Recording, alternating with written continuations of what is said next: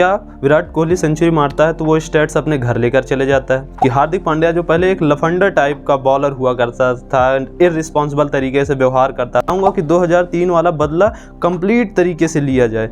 Bharat 400-500 run मार दे और Australia को 120-130 पर ऑल आउट कर दे। रोहित शर्मा का योगदान जो है वो टीम इंडिया में हीरो के लेवल का है।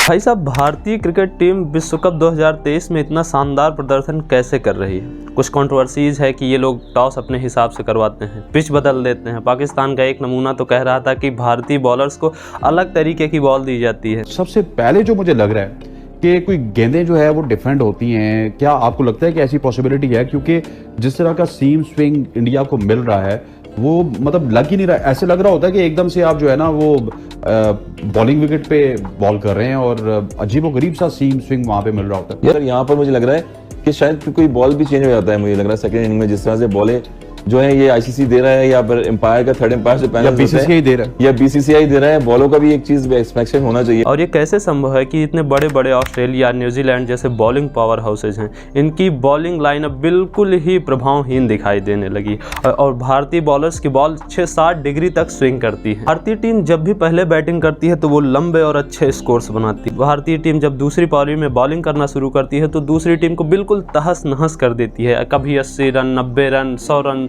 से हरा देती है या तो उनको 80-85 पर ऑल आउट कर देती है। भारतीय बॉलिंग लाइनअप में कैसे शमी और कुलदीप जैसे बॉलर्स बिल्कुल शाइनिंग स्टार्स की तरह चमक रहे हैं और भारत की बैटिंग लाइनअप भी वाह क्या कमाल की है। केएल राहुल हों, श्रेयस अय्यर हों, सब अपना अपना महत्वपूर्ण योगदान दे रहे हैं। न सिर्फ योगदान दे रहे हैं बल्कि टीम की जीत में बहुत ही महत्वपूर्ण भूमिका निभा रहे हैं। रोहित की कैप्टनसी तो लाजवाब है ही, साथ ही उन्होंने बैटिंग में जिस तरीके से स्विच किया है वो भी काबिले तारीफ है। और इन सब के बीच कई निगेटिव निखट्टू कोहली वर्सेज रोहित के बीच की कंट्रोवर्सी को जन्म दे रहे हैं और कोहली के प्रशंसक अलग सुर पकड़े हुए हैं, रोहित के प्रशंसक अपना अलग सुर पकड़े हुए हैं। कोहली की जब पहली सेंचुरी लगी थी इस विश्व कप में तो केएल राहुल दूसरे छोर पर थे। उन्होंने इंश्योर किया कि सबसे पहले कोहली की सेंचुरी पूरी हो, उसके बाद फिर अगला कार्य देखते हैं। इन सब में केएल राहुल के पास ऑप्शन था कि भारतीय टीम तो वैसे भी जीत ही रही है, इसमें कोहली अगर सेंचुरी बना लेते हैं तो क्या बिगड़ जाएगा? क्या भारतीय टीम हार गई उससे? नहीं। केएल राहुल की सेंचुरी जब पूरी होने वाली थी तो उनके जो पार्टनर थे, जो नॉन स्ट्राइकर पे थे, उन्होंने भी कोशिश की थी कि केएल की सेंचुरी पूरी हो। मैं हार्दिक पांड्या की बात कर रहा हूँ यहाँ पे। हालांकि कुछ लोग हार्दिक पांड्या को भी इसमें घसीट लिए थे, उनका तो मीम चलता ही रहता है हार्दिक पांड्या की, मैं किसी की सेंचुरी नहीं पूरी होने दूंगा, मैं किसी की हाफ सेंचुरी नहीं पूरी होने दूंगा। इन सब के बीच एक डिबेट चला कि कोहली सेल्फिश हैं और कोहली सिर्फ अपनी सेंचुरी के लिए खेलते हैं या पर्सनल रिकॉर्ड के लिए खेलते हैं। ये डिबेट नई नहीं है, ये सचिन तेंदुलकर के भी ज़माने में चलती थी, ये विराट कोहली के ज़माने में भी चल रही है और आने वाले समय में हो सकता है शुभमन गिल के साथ भी ऐसा हो कि लोग उनकी क्षमता पर संदेह करें कि ये पर्सनल रिकॉर्ड के लिए खेलता है रेदर देन कि टीम इंडिया को फ़ायदा हो या भारत इससे जीत सके। आप डेटा उठाइए, चाहे सचिन का उठाइए या कोहली का उठाइए। सबसे पहली बात तो सेल्फिश होता क्या है? क्या विराट कोहली सेंचुरी मारता है तो वो स्टैट्स अपने घर लेकर चले जाता है या सचिन तेंदुलकर जो सेंचुरी मारा करते थे वो अपने घर लेकर के चले गए हैं? नहीं ना, वो सेंचुरी, वो रन टीम इंडिया के ही काम आए हैं और कई ऐसे क्रूशियल मैच हुए हैं जहां पर विराट कोहली ने टीम इंडिया को बेहतरीन तरीके से जिताया है। रोहित ने भी एक सेंचुरी और एक हाफ सेंचुरी लगाई है। तो क्या ऐसा हो जाता है कि कोहली की सेंचुरी है कोहली के लिए और रोहित की सेंचुरी है टीम इंडिया के लिए, या कोहली का योगदान टीम के टोटल में नहीं जुड़ता है और रोहित का योगदान टीम के टोटल में जुड़ जाता है? नहीं ना, दोनों का योगदान टीम के टोटल में जुड़ जाता है। और क्या पता आपको बैक हैंड में पता ही ना हो कि कोहली को ये जिम्मेदारी दी गई हो कि आप अंत तक खड़े रहिए, आप अंत तक वहां पर खड़े रहिए और गेम को चलाते रहिए। रोहित अच्छी शुरुआत देते हैं, इसमें कोई शक नहीं है, लेकिन कोहली के भी योगदान को ये कहकर नकार देना कि कोहली तो सेल्फिश है, ये कहीं से भी जायज़ नहीं दिखाई देता है। नो डाउट रोहित टीम को अच्छी शुरुआत देते हैं जिससे एक बड़ा स्कोर बिल्ड करने में हेल्प होती है और लेकिन आप कोहली को इस तरीके से नेग्लेक्ट नहीं कर सकते कि उनका स्ट्राइक रेट रोहित शर्मा के स्ट्राइक रेट से कम अच्छा है। रोहित शर्मा भी धीरे धीरे करके 500 रन तक पहुंच चुके हैं, ये कोई छोटी बात नहीं है, लेकिन आप दोनों की तुलना करते समय ये भूल जाते हैं कि दोनों का रोल क्या है। जब कोहली 95 पर थे तो उन्होंने फिर से वही कोशिश की कि 6 मार करके अपनी सेंचुरी भी पूरी कर लें और टीम इंडिया जीत भी जाए, लेकिन हर बार ऐसा हो नहीं पाता है। जो प्रारब्ध में आपके लिखा होता है वो कोई टाल नहीं सकता है, लेकिन कोशिश तो किए ही थे विराट कोहली। इस बात के लिए विराट कोहली को क्रिटिसाइज करना किसी भी तरीके से उचित नहीं दिखाई देता है। और फिर न्यूजीलैंड के खिलाफ वाले मैच में जब कोहली धीरे धीरे करके अपनी सेंचुरी पूरी की है, लोग कह रहे हैं कि कोहली अगर अच्छे स्ट्राइक रेट से खेलता तो भारत 450 पहुंच सकता था। अबे 500 रन भी दे दिया जाए ना तब भी तुमको कम लगेगा। खैर वो दूसरी बात हुई, लेकिन हो सकता है कि विराट कोहली स्ट्राइक रेट तेज करने के चक्कर में 85 पर 90 पर ही आउट हो जाता। अब क्या उससे तुम्हारी ये बात जस्टिफाइड हो पाती? अरे भाई जो चीज़ हुई ही नहीं है उसके बारे में बात करके कि ऐसा हो जाता तो ऐसा हो जाता, नहीं भाई, वो भी टीम का रोल अच्छे तरीके से जानता है, वो अपने रोल को अच्छे तरीके से अदा करता है। ये कोई मैथमेटिक्स का इक्वेशन तो है नहीं कि एक कंपोनेंट हटा दीजिए तो इक्वेशन दूसरी तरफ शिफ्ट हो जाती है। क्रिकेट है भाई, इसको क्रिकेट की तरह लीजिए।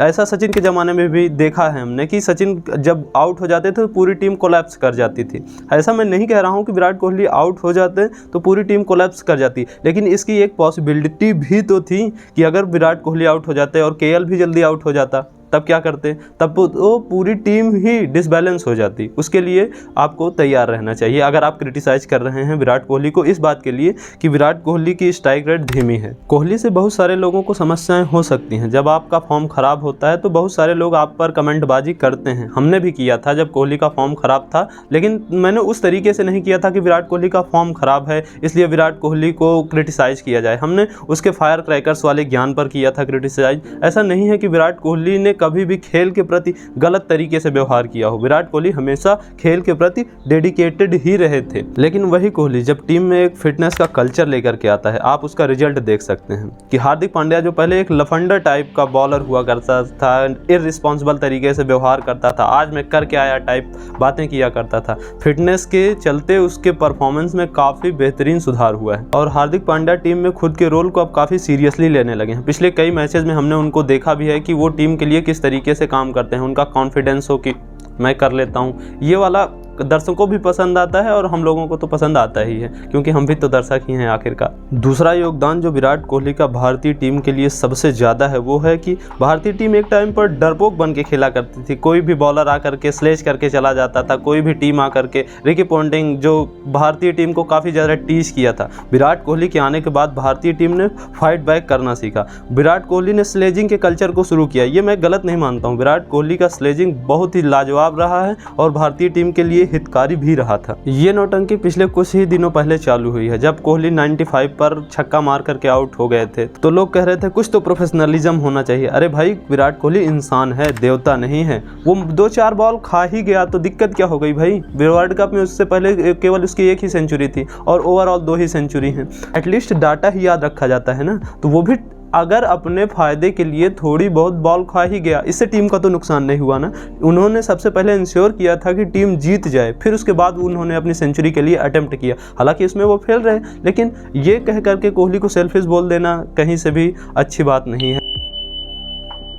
अब सबसे बड़ी बात आती है कि इस वर्ल्ड कप में टीम इंडिया का हीरो कौन है। आप शमी को बोल सकते हैं, विराट कोहली को बोल सकते हैं, श्रेयस अय्यर को बोल सकते हैं, लेकिन मुझे जो लगता है, पर्सनली मुझे जो लगता है, रोहित शर्मा का योगदान जो है वो टीम इंडिया में हीरो के लेवल का है।